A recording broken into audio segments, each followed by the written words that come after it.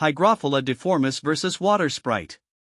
I've found Hygrophila difformis, water wisteria, to be hardier and easier to maintain in my aquarium setup, thriving even with minimal care.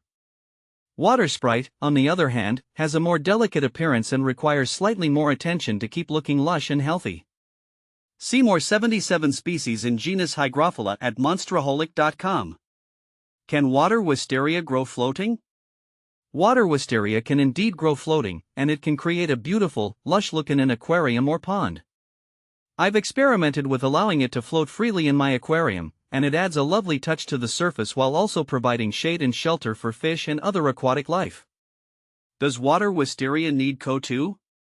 While water wisteria doesn't necessarily require additional CO2 supplementation, providing it can encourage faster growth and healthier foliage. In my experience, adding CO2 to the aquarium where I have water wisteria has resulted in more vibrant and robust growth, especially in densely planted tanks. Does water wisteria need substrate? Water wisteria can grow both rooted in substrate or floating, but having a substrate can provide additional stability and nutrients for its roots. I prefer planting mine in a nutrient-rich substrate to promote healthy growth and ensure it stays anchored in place. How fast does water wisteria grow? The growth rate of water wisteria can be quite impressive under the right conditions. With ample light, nutrients, and CO2, I've seen it grow several inches in just a week. Its fast growth rate makes it an excellent option for quickly filling in empty spaces in an aquarium or creating lush backgrounds. How to grow water wisteria? To grow water wisteria successfully, I've found that providing it with moderate to high lighting, a nutrient-rich substrate, and regular fertilization is essential. It also benefits from a stable water temperature and good water flow to prevent algae buildup on its leaves. How to propagate water wisteria? Propagating water wisteria is relatively easy, as it readily produces side shoots that can be trimmed and replanted. I usually trim off healthy side shoots and replant them in the substrate, where they quickly establish roots and grow into new plants. How to trim water wisteria? Trimming water wisteria is straightforward and can help maintain its shape and promote bushier growth. I usually trim off any yellowing or damaged leaves and prune back overgrown stems to encourage branching and denser growth. Is water wisteria a root feeder? Water wisteria is primarily a root feeder, absorbing nutrients through its roots from the water and substrate. Providing a nutrient-rich substrate and regular fertilization can ensure it receives the nutrients it needs to thrive. Can I attach water wisteria to driftwood?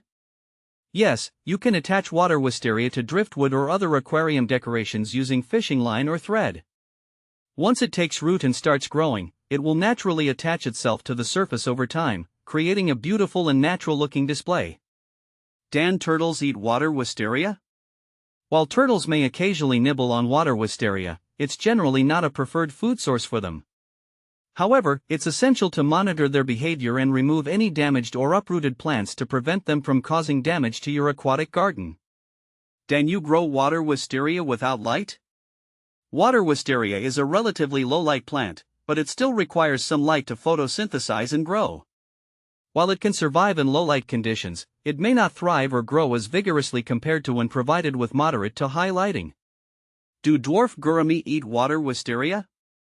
Dwarf gouramis may nibble on water wisteria occasionally, but they generally prefer other types of food. In my experience, they tend to leave the plants alone and focus more on eating small insects, algae, and prepared fish foods. Does water wisteria flower? Water wisteria does produce small white flowers under the right conditions, although it's not as common to see them in aquarium settings.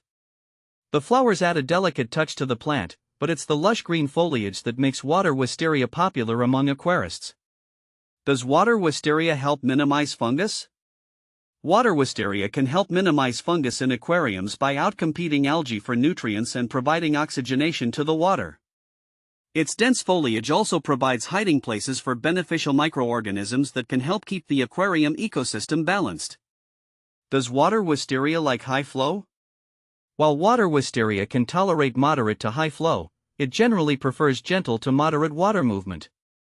Too much flow can cause its delicate leaves to become damaged or torn. It's essential to strike a balance and adjust the flow to suit the plant's needs and the preferences of other aquarium inhabitants. Does water wisteria need fertilizer? Providing fertilizer can help promote healthy growth and vibrant foliage in water wisteria. I usually use a liquid fertilizer specifically formulated for aquarium plants and dose it according to the manufacturer's instructions. Regular fertilization ensures that the plant receives essential nutrients to thrive and remain healthy.